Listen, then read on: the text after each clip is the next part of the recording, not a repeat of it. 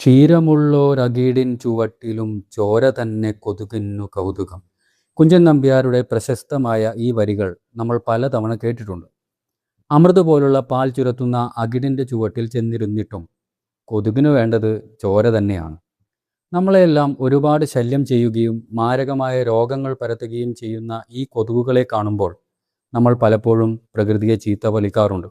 എന്തിനാണാവോ പ്രകൃതി ഈ ശലഭത്തെ ഉണ്ടാക്കിയത്? മനുഷ്യൻ്റെ കൈകൊണ്ട് തല്ലുകൊണ്ട് ചാവാനാണോ ഇവയുടെ വിധി? ഇവറ്റകൾക്ക് ചോരയല്ലാതെ വേറെ ഒന്നും തിന്നാൻ കിട്ടിയില്ലേ എന്ന് ചിന്തിക്കാത്തവർ കുറവാണ്. എന്നാൽ കേട്ടോളൂ, നമ്മൾ വെറുക്കുന്ന ഈ കൊതുകുകൾ ഇല്ലെങ്കിൽ ഈ ഭൂമിയിലെ ജീവൻ്റെ നിലനിൽപ്പ് തന്നെ അപകടത്തിലാകും. പ്രകൃതി കൊതുകിന് ചോര കുടിക്കാനുള്ള ഈ ക്രൂരമായ ഡ്യൂട്ടി നൽകിയതിന് പിന്നിലെ ഞെട്ടിക്കുന്ന ശാസ്ത്രം നമുക്കൊന്ന് ഡീകോഡ് ചെയ്യാം. ആദ്യമായി നമ്മൾ മനസ്സിലാക്കേണ്ട ഒരു സയൻസ് എന്താണെന്ന് വെച്ചാൽ, ഭൂമിയിലുള്ള എല്ലാ കൊതുകുകളും ചോര കുടിക്കാറില്ല. അതെ, ആൺകൊതുകുകൾ മനുഷ്യരെയോ മറ്റ് മൃഗങ്ങളെയോ കടിക്കാറേയില്ല. ഇവ സസ്യങ്ങളുടെ നീരും പൂന്തേനും കുടിച്ചാണ് ജീവിക്കുന്നത്. അപ്പോൾ പിന്നെ ആരാണ് ഈ ചോര കുടിയന്മാർ? അത് പെൺകൊതുകുകൾ മാത്രമാണ്. ഇനി അടുത്ത ലിസ്റ്റ്. പെൺകൊതുകുകളുടെയും പ്രധാന ഭക്ഷണം പൂന്തേൻ തന്നെയാണ്. അവയ്ക്ക് ജീവിക്കാൻ ചോരയുടെ ആവശ്യമില്ല. പിന്നെ എന്തിനാണ് അവ നമ്മുടെ ചോര കുടിക്കുന്നത്? അവയുടെ മുട്ടകൾക്ക് വളരാൻ ലിപ്പിഡുകളും പ്രോട്ടീനുകളും ആവശ്യമാണ്. ഈ പോഷകങ്ങൾ പൂന്തേനിൽ നിന്ന് കിട്ടില്ല. അതുകൊണ്ട് സ്വന്തം വംശം നിലനിർത്താൻ മുട്ടകൾക്ക് ജീവൻ നൽകാൻ വേണ്ടി മാത്രമാണ് പെൺകൊതുകുകൾ ചോര കുടിക്കുന്നത്. അതായത് ചോരകുടി എന്നത് അവയുടെ ആഹാരമല്ല, മറിച്ച് പ്രസവകാലത്തെ ഒരു അത്യാവശ്യ ഘടകമാണ്. ഇനി പ്രകൃതി എന്തിനാണ് കൊതുകുകളെ ഉണ്ടാക്കിയത് എന്ന ചോദ്യത്തിലേക്ക് വരാം. കൊതുകുകൾ എന്ന് പറയുന്നത് പ്രകൃതിയിലെ ഭക്ഷണ ശൃംഖലയിലെ ഏറ്റവും പ്രധാനപ്പെട്ട ഒരു കണ്ണിയാണ്. കൊതുകുകൾ മുട്ടയിടുന്നത് വെള്ളത്തിലാണ്. ഈ മുട്ടകൾ വിരിഞ്ഞുണ്ടാകുന്ന ലാർവകൾ വെള്ളത്തിലെ മൈക്രോ ഓർഗാനിസങ്ങളെ തിന്ന് വെള്ളം വൃത്തിയാക്കാൻ സഹായിക്കുന്നു.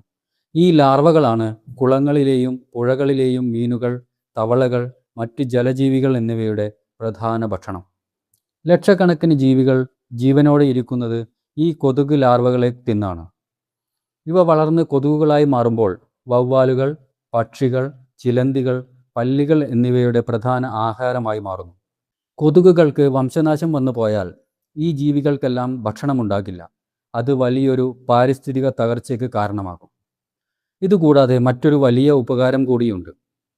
തേനീച്ചകളുടെയും ശലഭങ്ങളുടെയും പോലെ കൊതുകുകളും മികച്ച പരാഗണ സഹായികളാണ്.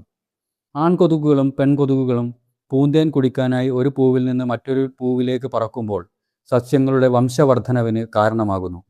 പ്രത്യേകിച്ച് കാടുകളിലെ ചില പ്രത്യേകതരം ഓർക്കിഡ് പൂക്കൾ വിരിയുന്നത് കൊതുകുകളുടെ സഹായം കൊണ്ട് മാത്രമാണ്. അപ്പോൾ നമ്മൾ വിചാരിക്കുന്നത് പോലെ മനുഷ്യൻ്റെ തല്ലുകൊണ്ട് ചാവാനല്ല പ്രകൃതി ഇവയെ സൃഷ്ടിച്ചത്. പ്രകൃതിയിലെ മറ്റ് കോടിക്കണക്കിന് ജീവികൾക്ക് ആഹാരമാകാനും സസ്യങ്ങളെ വളർത്താനും വേണ്ടിയാണ്. പക്ഷേ മനുഷ്യൻ്റെ ജനസംഖ്യ കൂടിയതും നമ്മൾ ചുറ്റുപാടും അഴുക്കാക്കി മാറ്റിയതും കൊണ്ടാണ് കൊതുകുകൾ നമ്മുടെ നാട്ടിലേക്ക് വൻതോതിൽ വരാനും രോഗങ്ങൾ പരത്താനും തുടങ്ങിയത്. ചുരുക്കത്തിൽ നമ്മൾ എത്രയൊക്കെ വെറുത്താലും പ്രകൃതിയുടെ വലിയൊരു പ്ലാനിങ്ങിൻ്റെ ഭാഗമാണ് കൊതുകുകൾ. അവയുടെ ചോരകുടിയുടെ പിന്നിലെ അമ്മ മനസ്സും സയൻസും ഇപ്പോൾ നിങ്ങൾക്ക് മനസ്സിലായില്ലേ? കൊതുകുകളുടെ ഈ ചോര സയൻസ് നിങ്ങൾക്ക് പുതിയൊരു അറിവാണോ? നിങ്ങളുടെ അഭിപ്രായങ്ങൾ താഴെ കമൻറ്റ് ചെയ്യൂ.